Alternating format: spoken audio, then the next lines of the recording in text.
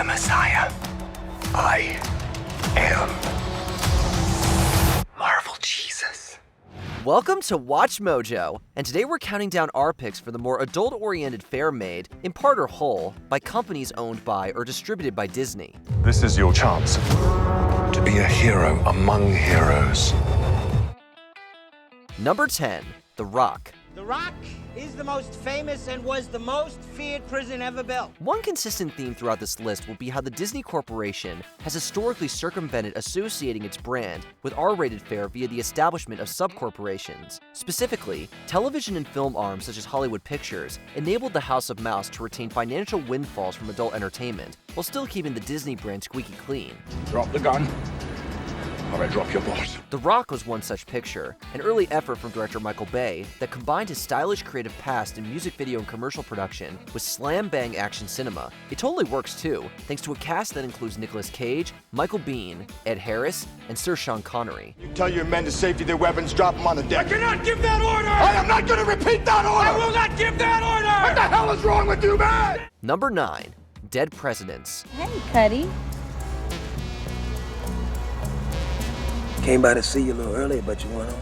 This 1995 directorial effort from the Hughes brothers was co-produced by Disney-owned Hollywood Pictures and was also distributed via the Mouse's own Buena Vista Pictures distribution. The film itself is a violent yet compelling tale of a disenfranchised Vietnam veteran whose financial and familial struggles push him to the breaking point. 6:15 a.m., the truck pulls out of the post office at 149th and Grand Concourse. Now it makes one stop before it goes to D.C. The robbery scene that occurs at the climax of Dead Presidents is expertly executed and is a striking visual example of how it succeeds at combining character study with intense action. Who knew that the folks at Disney had it in them to distribute this kind of movie? Oh, man. Whoa. Hey, thanks, Kirby. Number 8, Starship Troopers. Who here thinks they got what it takes to knock me down? It would be easy, on the surface level at least, to label 1997 Starship Troopers as simply another alien-focused action film. Yet director Paul Verhoeven's adaptation of the 1959 novel subverts expectations, thanks to a smart screenplay by Edward Neumeier. Roughnecks killed more bugs than any other outfit on Big K. Yeah, well, I hear their lieutenant's a real nutbuster. Who's top kick? The satire levels are on full blast here, as Neumeier's script pokes holes in fascist and authoritarian ideologies, while also never forgetting to be entertaining as heck. Oh, and Starship Troopers is unrepentantly violent to boot, echoing Neumeier and Verhoeven's past with RoboCop, while leaning into the horrors of warfare. It's wild to think about how this film was co-produced by Disney's Tombstone Pictures. Running low! I'm out! Here! Make them count! Number 7, Pretty Woman. Look okay? Something's missing. Isn't it crazy how certain films progress from the screenwriting stage to the finished product? The original idea for 1990's Pretty Woman had screenwriter J.F. Lawton envisioning a dark and comparatively gritty tale of a Los Angeles sex worker. Fast forward to the film's eventual production under director Gary Marshall, and you have one of the most successful romantic comedies in the 90s. What do you do, Edward? Because I know you're not a lawyer. Pretty Woman was a star-making turn for Julia Roberts, thanks to the lighthearted tone between her and co-star Richard Gere. Still, the fact that this film centered around sex work in the first place necessitated that Disney co-produce via Tombstone Pictures, rather than its home brand. Do you have anything in this shop as beautiful as she is? Oh, yes. Number 6, 25th Hour. Champagne for my real friends. And real pain for my sham friends. Edward Norton can always be relied upon when it comes to delivering a compelling, even mesmerizing screen presence. Director Spike Lee pulled what's arguably one of the actor's best performances for 25th Hour, a film detailing a man's final days of freedom after being arrested and convicted on drug offenses. Geez, Your Honor, you know, what can I say? I messed up. Norton takes some of the best words from David Benioff's screenplay and makes them his own, especially with that monologue. Plus, 25th Hour was also notable for its post-9/11 NYC setting.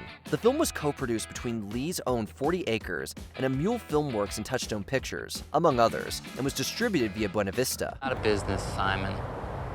Okay, take your Jones somewhere else. Leave me alone. Number 5, The Joy Luck Club.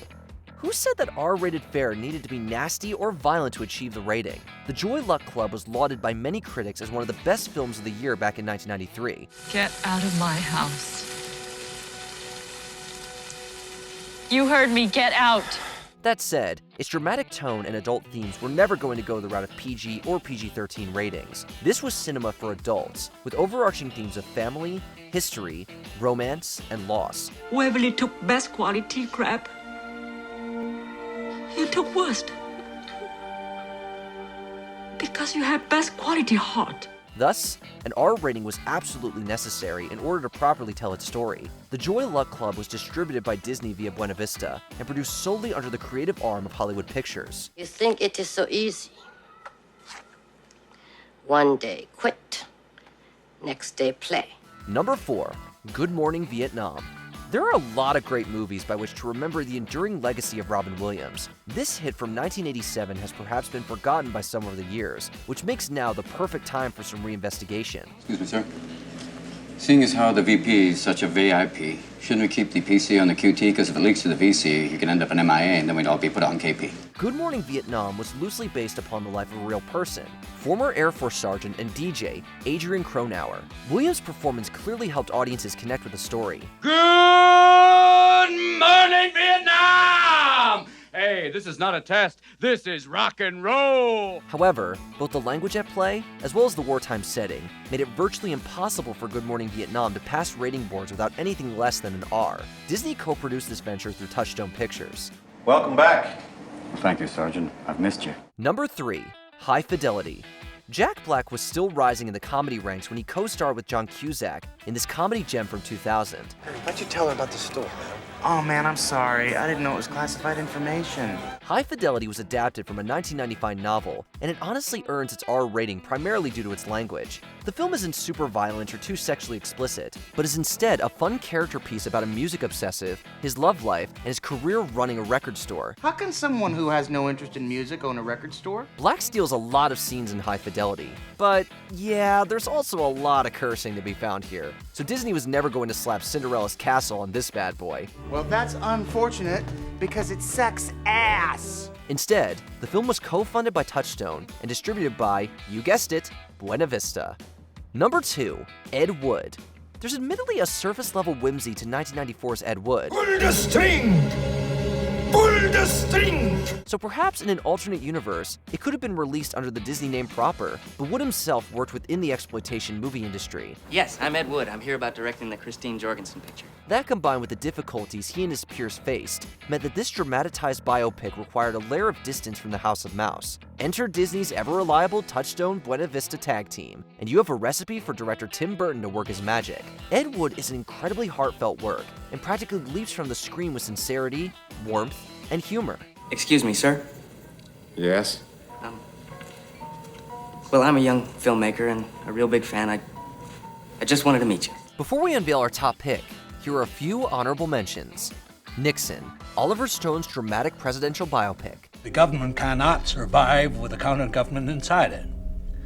I know how traitors operate. I've dealt with them all my life. Down and Out in Beverly Hills earned Disney its very first MPAA R rating. Oh, Mr. Whiteman. Oh. You have to call me Dave. Romy and Michelle's high school reunion. Language earned this lovable flick an R rating. You know what? I bet that's not true. You were really unpleasant. G.I. Jane. Intense drama and language meant the Disney name was a no-go. What is your father's name? It's a simple question, Lieutenant. No reason not to answer unless you want to bleed. Enemy of the State. A high-intensity espionage action flick from director Tony Scott. What do you think it is? It looks a lot bigger than the tape. Before we continue, be sure to subscribe to our channel and ring the bell to get notified about our latest videos. You have the option to be notified for occasional videos or all of them. If you're on your phone, make sure you go into your settings and switch on notifications. Number 1. Tombstone. Here's a question. Is 1993's Tombstone the best modern Western ever made? Those men you killed were my friends. I'm just a nothing, but if I wasn't, I'd fight you right now, so I don't want to talk to you. This epic flick from director George P. Cosmatos and screenwriter Kevin Jarre certainly possesses a tendency to top lists of that type. It's no wonder, considering its stellar ensemble cast, startling violence, and endlessly quotable dialogue. I'm your huckleberry. That's just my game. The There's a style at play here that's slick, perhaps less stodgy than westerns of old, making it a perfect entry point for younger viewers to appreciate the genre. Make no mistake, however, the action here is intense, and not for the faint of heart. Come on now.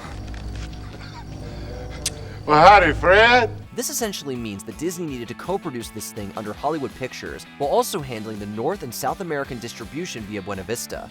What's the wildest flick Disney ever covertly produced? Lay your answers on us in the comments. You're smiling. Huh. Is that a smile? You think this is funny? Did you enjoy this video? Check out these other clips from WatchMojo, and be sure to subscribe and ring the bell to be notified about our latest videos.